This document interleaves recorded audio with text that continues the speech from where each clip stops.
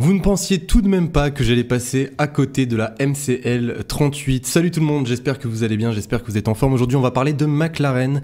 McLaren malheureusement c'est une écurie que je n'avais pas pu aborder lors de son reveal, puisqu'elle est sortie le même jour que la Mercedes. Donc j'ai préféré parler de Mercedes, je pense à juste titre, puisque McLaren nous avait déjà donné quelques petits détails, notamment la livrée qu'on a déjà vue auparavant.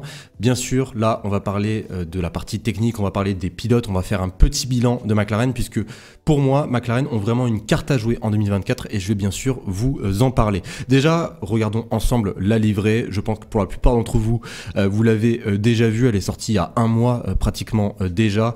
Un noir carbone qui est beaucoup plus présent que sur celle de 2023, qui vient remplacer le bleu. Je vous la montre encore une fois de face, la voici. Donc pas énormément de changements par rapport à la livrée de l'année dernière. De toute façon, moi, elle me plaît comme ça, hein, le orange qui est quand même assez original, hein, faut le dire. C'est une des seules livrées qui a du orange quand même d'une certaine manière, enfin du moins où le orange est beaucoup plus présent. Donc voilà concernant la livrée, si je devais lui mettre une note, c'est une livrée que j'ai toujours aimée, un petit 4 sur 5, je pense que ça me semble correct. On continue avec bien sûr le bilan de McLaren en 2023. Alors McLaren, ils ont connu une saison qui est pour moi divisé en deux saisons. En fait, leur saison 2023 a changé dès le Grand Prix d'Autriche, puisque là, c'est là où on a pu voir certaines évolutions qui sont arrivées, notamment sur les pontons. Avant l'Autriche, ou même avant Silverstone, McLaren, c'était 20 points hein, au classement constructeur.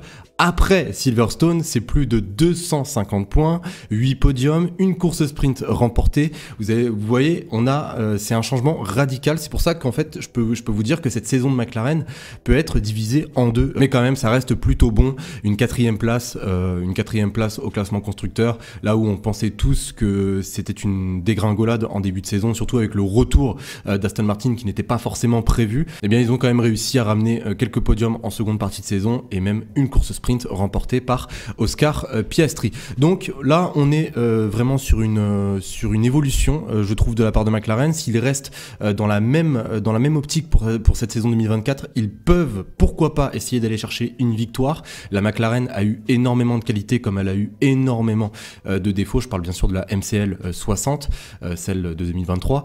Les qualités étaient bien sûr les virages rapides, hein. C'était une des voitures les plus rapides, une des voitures qui bénéficiait du meilleur appui dans les virages rapides. Elle concurrençait la Red Bull sur certains aspects. Par contre, voilà, il y a eu encore une fois quelques défauts, des choses qu'il fallait corriger, notamment les réglages qui étaient très très durs à trouver pour McLaren au niveau des ailes, de l'aileron avant, de l'aileron arrière. C'était très très compliqué pour eux. Une voiture qui était par moments instable, hein, ça dépendait du tracé, elle s'adapte pas à tous les tracés, donc il fallait améliorer ça pour cette saison 2024. Et également une monoplace qui souffrait d'un petit peu de traînée, faut le dire. Mais bon, il y a eu encore une fois des qualités. C'est une des monoplaces qui gérait le mieux les pneumatiques, je trouve, et même au niveau du développement. Si je devais donner une récompense à l'écurie qui a fait le meilleur développement en 2023, je le donnerais probablement à McLaren, puisque franchement, ils sont ressortis de tellement loin. Donc voilà, concernant 2023. Maintenant, parlons quand même des pilotes. Oscar Piastri, Lando Norris. Alors les deux pilotes ont prolongé récemment avec McLaren.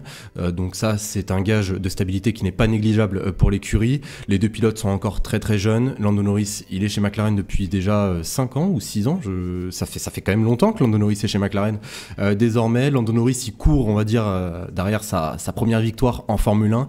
Je pense que ça devrait arriver, je ne sais pas si ça arrivera en 2024, mais je pense que ça devrait arriver incessamment sous peu. C'est un pilote qui reste extrêmement talentueux. D'ailleurs, j'avais sorti une vidéo sur Lando Norris parce que je le trouvais vraiment trop sous-estimé pour le coup. Oscar Piastri, c'est une pépite. Rookie de l'année en 2023, à juste titre, totalement mérité. Ça a été la surprise. Maintenant, on comprend pourquoi McLaren voulait absolument l'arracher à Alpine en fin d'année 2022. En tout cas, en 2024, on est probablement sur l'un des meilleurs duos de pilotes, je trouve, pour cette saison. On continue maintenant avec la partie technique et il y a encore une fois pas mal de petites choses qui sont venues se rajouter. Déjà, chose à savoir, la MCL 38 est une évolution de la MCL 60. McLaren ont certes fait certains changements, mais ils ne sont pas repartis de zéro où ils n'ont pas changé leurs pièces à 95% comme ça avait été le cas par exemple pour Mercedes, pour Ferrari ou même pour Alpine. Ça, il faut le prendre en compte. Ça veut dire que leur concept leur plaît et que leur concept n'a pas forcément atteint la limite. Ça veut dire qu'ils peuvent encore l'améliorer. C'est quand même très très important. Donc on est parti maintenant pour les quelques petites particularités de cette monoplace. Donc on commence avec le plus évident, ce qu'on peut voir directement, c'est les pontons, hein, bien sûr, les pontons qui n'ont pas forcément trop évolué par rapport à l'année dernière. Je les trouve quand même plus volumineux dans un certain sens. Ils ont maintenu, vous savez, cette partie-là qui redescend, voilà ce canal supérieur qui redescend pour mieux diriger l'air vers la partie arrière de la monoplace. Donc ça c'est quelque chose qui a été amélioré. L'entrée d'air des pontons a également été modifiée, hein. Là où l'année dernière McLaren avait une entrée qui était plutôt rectangulaire, là on est plus sur quelque chose de carré et même on s'éloigne également de la philosophie Red Bull, hein, puisque je le rappelle, le gros changement en 2023 de McLaren avait été au niveau des pontons et c'était à peu près les mêmes pontons que ceux de la Red Bull. J'ai hâte de voir ces pontons en piste. Pour tout vous dire, j'ai hâte de voir la différence qu'il va y avoir et si McLaren vont rester sur cette configuration un petit peu moins rectangulaire et un petit peu plus carré pour le coup. Autre changement, et c'est au niveau de la boîte à air. Voilà. Tout en haut de la monoplace, on peut voir que la boîte à air a été réduite par rapport à l'année dernière. Elle est moins volumineuse. Toujours le système triangulaire pour refroidir au maximum certains composants à l'intérieur de la monoplace, le MJUH, le RS.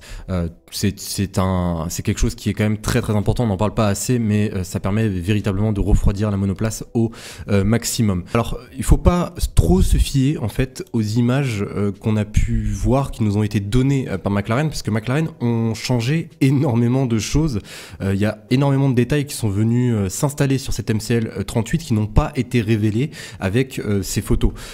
Par exemple, je vous montre une photo qu'on a pu prendre sur l'une des vidéos où on voit Lando Norris sortir à Silverstone avec cette McLaren. Eh bien, vous voyez, comme vous pouvez le constater, il y a vraiment en fait un changement. Vous voyez, regardez là au niveau des rétroviseurs, il y a une aile qui est venue s'installer, sûrement pour plus d'efficacité aérodynamique. Je vous montre une autre image. Voilà, là exactement, là c'est la sortie des pontons. Vous avez pu constater, voilà, cette lèvre supérieure qui va venir recouvrir l'entrée d'air de cette McLaren. Il y a énormément de changements qui ont été des détails, en fait, des petits détails qui ont été totalement cachés par McLaren. Et bon, je pense qu'ils ont eu raison quand même d'une certaine manière de le faire. Mis à part cela, au niveau des suspensions, il y a eu également certains changements. Bon, là à l'avant, c'est suspension à tirant, c'est l'inverse de Mercedes par exemple.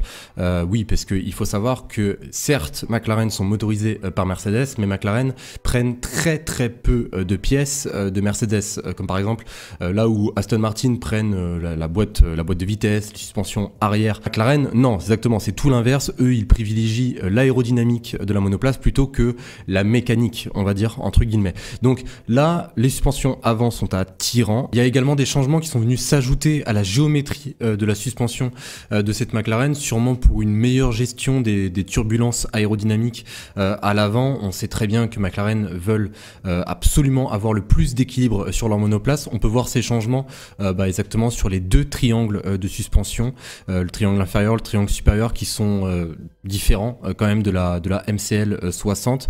J'essaierai de vous trouver une image histoire de pouvoir comparer. Toujours sur la même image, et autre chose qui a été modifiée, c'est au niveau des écopes de frein. On a quand même plus de largeur à ce niveau-là. C'est sûrement pour une meilleure gestion du freinage. Ils ont fait aussi quelques changements sur la géométrie de la suspension arrière, exactement pour favoriser le freinage de la monoplace. Ils avaient quelques soucis à ce niveau-là en 2023. Pour l'arrière de la McLaren, eh bien là par contre c'est similaire à Mercedes. Ce sont des suspensions de poussée pour cette McLaren MCL 38. Et je vous parlais de la traînée tout à l'heure, comme quoi McLaren avait quelques soucis avec la traînée, et on parle pas assez, je trouve, de l'aileron de requin en fait à l'arrière de cette McLaren qui a été changé. Hein. L'aileron de requin, comme d'habitude, c'est synonyme de force latérale, donc synonyme également d'appui et de réduction de traînée.